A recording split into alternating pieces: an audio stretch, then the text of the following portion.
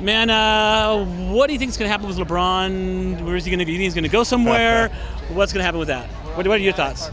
All the buzz during the NBA Finals was that a year from now, when LeBron hits free agency, he's interested in coming to LA. Like, people weren't specific. They didn't mean Lakers or Clippers. It's kind of interesting because now you got Magic with the Lakers, Jerry West with the Clippers. Like, these two legends, these Laker legends, are going to be battling over the services of LeBron. You know it. Would there be some good key elements to add to LeBron out here, whether it be Clippers or Lakers?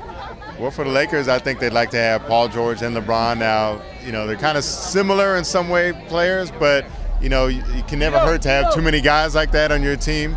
And then you saw the Lakers have the guy that they drafted think is going to be the guy that gets them the ball in Lonzo Ball. Yeah. So, they're putting pieces together. But I was out at the Laker press conference yesterday. Magic Johnson was very confident that next year when they have some free agent money to spend, that they're going to get some big-time players here.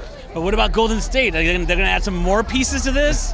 Bit by bit, they bought a second-round draft pick. They got a defensive player, Jordan Bell, out of Oregon, who's, fits what they do, another athletic, tall player.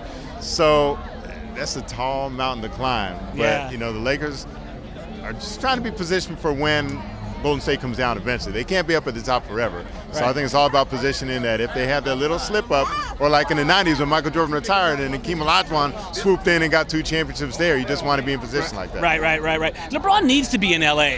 Does he? I think so. He's got a house out here. He's got a place. He's got a spot in the Warner Brothers studio lot, an office out here. So I think he's thinking about the next move. Like, he's not coming here necessarily to win a ring. He did that in Miami. He brought a championship to Cleveland. I think he wants to come here to just sort of set himself up and get in the good graces of all the people in Hollywood like you. He'll be walking the red carpet talking to you. Right. What about the Knicks and almost trading away Porzingis? Oh, boy. But you know what? That might not just be about the Knicks trying to trade Porzingis. It might be about Porzingis not wanting to be a part of that mess and making it be known that he wants out. So they'd rather try to get something for him now than just see him walk in a few years. That's why he's a great commentator. That's why you're great. That kind of thinking. You're thinking outside of the. All right. There's always more to it than the apparent surface thing that's going on. What top 3 teams had the best draft? I think Sacramento actually did well for themselves. Celtics, you think? Celtics, we're not sure. It's interesting. They traded down. They could have had Markelle Fultz, but they didn't think he was the guy for them, so they traded down. I still like who they got, but Sacramento did a good job, and I like Philly with Markelle Fultz. Getting the number 1 pick, the guy that they wanted. They're really excited in Philadelphia. What about Butler going to the Timberwolves? I love that trade. Like, to me, that was the biggest story of the day. Right. Because now Minnesota, you've got young players, and Andrew Wiggins and Karl Anthony Towns. And now you get an experienced player. They led the league in blown leads last year. And I think a good defensive player and also a guy who can get you crunch time buckets like Jimmy Butler, they're in business now. But great for Timberwolves, bad for the Bulls? Bad for the Bulls. I don't like it for the Bulls because you had an all-star. Like, they want to rebuild, but the point of rebuilding is to get all-stars on your team, right? So now, how long is it going to be until you get a player as good as Jimmy Butler on your team? I'd rather build around him than strip it down and try to build up and try to get back to where they just were. Right. Your predictions for NFL next year? Everyone's liking the Cowboys, they're liking the Raiders. Who else you like? What are your thoughts on? I'm not sure I'm ready to go with either of those teams. Like, the Cowboys, don't they break your heart all the time? They do.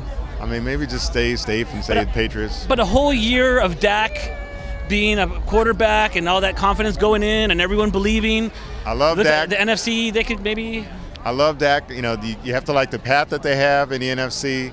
But it's just the Cowboys. They just always seem to get caught up in they get ahead of themselves, right? So people already have them in the Super Bowl, and it's like they don't want to take the steps to get there first. I know. How about NFC Championship first, and then we can worry about them winning the Super Bowl. You have a really cool voice.